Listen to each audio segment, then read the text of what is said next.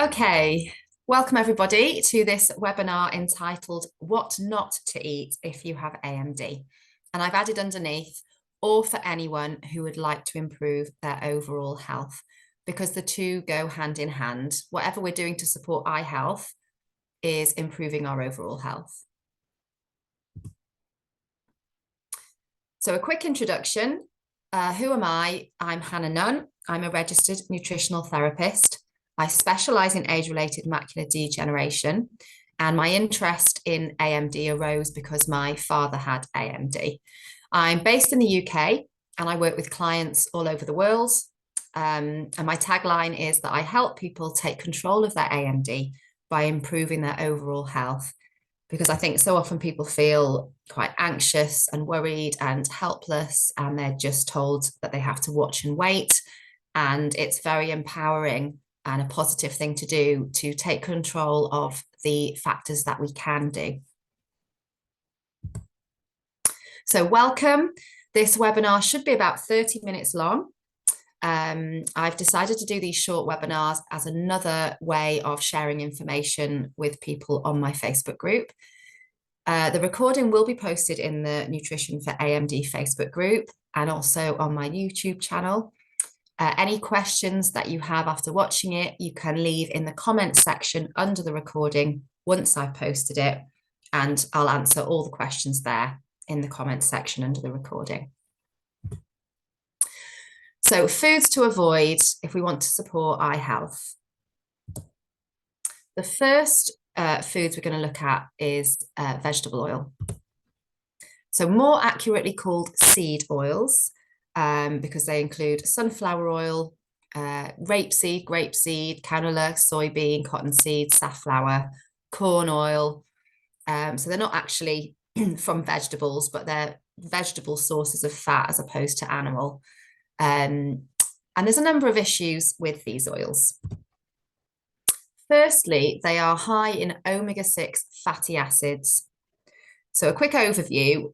There are two main types of polyunsaturated fats that we consume, and that's omega-3 and omega-6. Omega-3 are found mainly in seafood in the form of DHA and EPA, and you may have heard of these if you're taking a fish oil supplement or an omega-3 supplement to help your eyes. And there are also plant sources of omega-3, such as flaxseed and walnuts, and then it's in the form of ALA. Omega-6 is found in a wide range of foods. It's quite easy to get in the diet. It's found in nuts and seeds, which means it's highly concentrated in these seed oils that we're talking about. Omega-3 and omega-6 are both essential. We need them for normal bodily processes. They are found in cell membranes. So after we eat them, they find their way into cell membranes. They're part of the structure of every cell membrane. And there, omega-3 has a more anti-inflammatory role, and omega-6 has a more pro-inflammatory role. So both involved in inflammation, which is a normal, healthy process in the body. But omega-3 is active in sort of switching off inflammation and dampening down that inflammation once we're done with it. So you can see that omega-6 and omega-3 need to be in balance with each other, or it's going to cause issues. Let's move my window a little bit. In the last century, concentration of omega-6 fats in our cells has increased dramatically. So why is this? Seed oils replaced saturated fats, such as butter and tallow. We were told that they were the healthier option, so we switched to cooking with these oils and using them in baking, etc. Seed oils have found their way into just about every processed food in existence. And of course, processed food consumption has come along in the last 100 years and increased massively over that time. So as a result, we're consuming an unnatural amount of omega-6 fat. And high levels of omega-6 are linked to increased inflammation and chronic degenerative diseases, including AMD. Okay, the second issue with the seed oils, they are polyunsaturated. So we're not going to dive too deep into biochemistry, but basically what that means is that they are chemically unstable and they're very prone to oxidation or turning rancid. So they're easily changed when they're heated, and even light as well can induce changes. And when they're heated, they can easily change into these toxic compounds that are inflammatory in the body. And most of them are highly processed by the time they reach the shop shelves. So they're already oxidized, damaged fats before we even eat them. And the third issue with them is that they're nutrient deficient. So they're empty calories. If you're getting a lot of your calories over the day from these oils, then you're not getting much goodness. Replacing healthy natural fats for these processed oils is reducing our overall nutrient intake.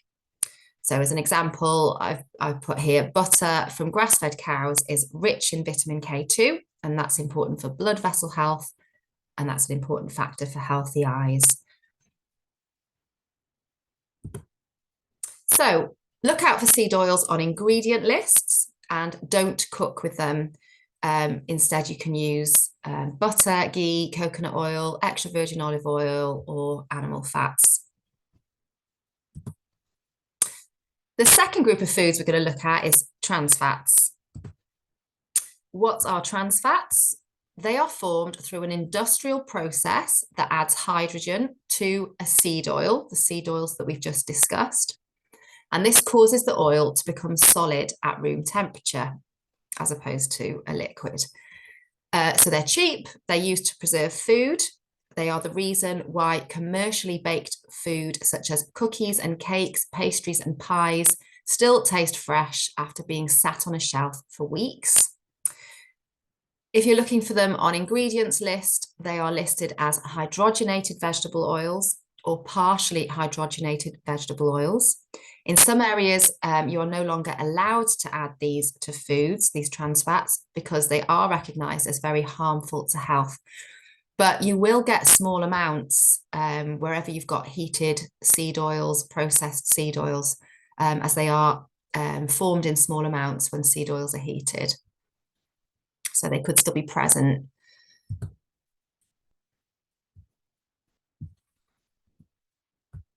So you take a seed oil, you add a solvent, you remove and evaporate the solvent, add an alkaline solution, centrifuge it, add water, centrifuge it again, bleach it, deodorize it because it's now rancid and smells, boil it while bubbling hydrogen gas through it in the presence of a metal catalyst until it becomes a solid. And this was touted as a healthy alternative to butter. So these fats have been linked to heart disease, atherosclerosis, diabetes, obesity, cancer, Alzheimer's disease, depression, and AMD. To avoid them, avoid fast foods, avoid margarines and spreads, and avoid commercially baked goods such as cookies and pastries. Check ingredient lists for hydrogenated vegetable oil or partially hydrogenated vegetable oil. So the next group of foods we're looking at is refined carbohydrates. Okay, also known as simple carbs, simple carbohydrates. They are sugars or anything made from grains which have had the fibrous part removed. And in this process, they are also stripped of most of their vitamin and mineral content. So these again are nutrient deficient. And if you're eating these instead of other nutrient dense foods, then overall your nutrient intake is going to be reduced. So they're displacing other nutrient dense foods in our diet. The other issue with them is that they are very rapidly and easily converted to sugar in the body, causing a sudden blood sugar rise or spike soon after eating. And this can contribute to insulin resistance. It can trigger addictive eating and sugar cravings. It can contribute to raised blood pressure and, of course, weight gain. So the foods we're talking about are sugar-sweetened foods, and foods made with white flour, such as cakes, biscuits, and pastries, fizzy drinks, fruit juices, white pasta, white bread, white rice, most breakfast cereals. And the alternative is complex carbohydrate. And what are complex carbohydrates? These are high in vitamins and minerals. They're high in fiber because they haven't been stripped of these things in processing. They're digested more slowly and they're not broken down into sugar as rapidly by the body. And this provides us with a longer lasting energy source. So complex carbs are fruits and vegetables, whole grains such as brown rice, whole wheat flour and oats, and legumes such as lentils and beans. So I'm going to summarize so far by saying avoid ultra-processed food. And if there's one thing that you take away from this webinar, that is it. That is the best piece of advice I can give you in supporting your health. So ultra-processed junk foods contain everything that we've just discussed: seed oils, trans fats, refined carbs, along with artificial colorings, artificial sweeteners, chemical additives, flavorings, preservatives, and refined table salt. So again, that's salt that's been stripped of all the good bits. So they contain inflammatory ingredients, they are nutrient deficient, and they're going to overall increase your toxic load. And what exactly are we talking about when we say ultra-processed food? So we're referring to packaged foods that are made by food companies using manufactured ingredients. They usually have a long list of ingredients, so typically 5 or more ingredients. They include additives and ingredients that are not used in home cooking. They usually have a long shelf life. And examples are hot or cold packaged snacks, pre-packaged meals, sweets and sodas.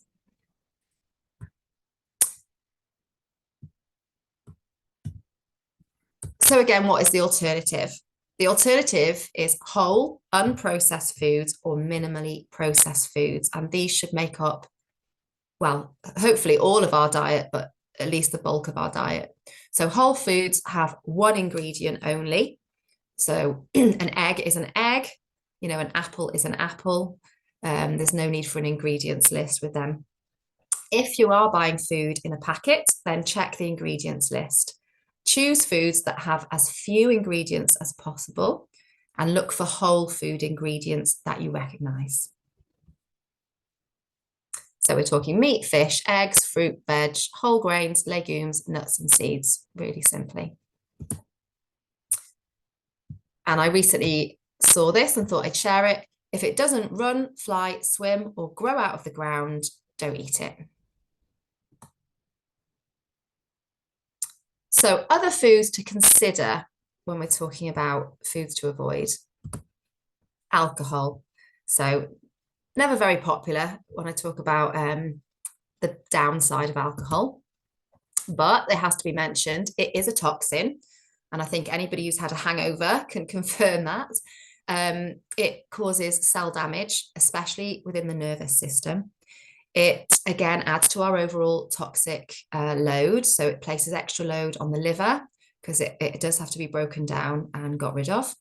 It upsets blood sugar balance. And again, you may be aware of that when you have an alcoholic drink, you start reaching for kind of sugary foods. It causes gut damage, so damage to the gut lining, and of course that leads to leaky gut and increased levels of inflammation in that way. And it contributes to vitamin deficiencies. So the next group of foods I'm going to mention briefly is food allergens and intolerances. So if someone has an allergy or an intolerance, eating even a small amount of that food can trigger an inflammatory response. And obviously for health, we're trying to keep inflammation low and reduce inflammation in the body. So it can contribute to an overactive immune system and high levels of inflammation in the body. And these are two things that are seen in AMD.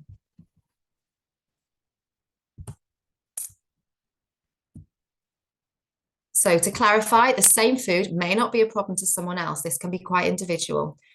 And if someone is reactive to a lot of different foods, there may be an underlying cause that can be improved on. So, for example, poor gut health. And usually, if we work on gut health, then they may be able to reintroduce some foods that they were previously reacting to. Because the overall aim is to eat as varied a diet as possible for maximum nutrient intake and also for enjoyment. We want food to be enjoyable. You don't want to be on a highly restrictive diet. So common culprits are gluten and dairy. And we may come back and talk about those in the future in another webinar. An elimination diet can be helpful in establishing which foods to avoid. And finally, I'm going to mention foods you might have thought are a problem and might have thought that you need to avoid, when in fact you don't necessarily. So meat, you don't have to give up meat to support eye health. It is a great source of nutrients. What you do need to consider is whether that meat has been processed and had things added to it, and also farming methods. So, for example, animals fed high grain diets as opposed to grass-fed will be high again in omega-6. So yeah, buy the best quality meat you can afford, organic, grass-fed, free range, wild caught,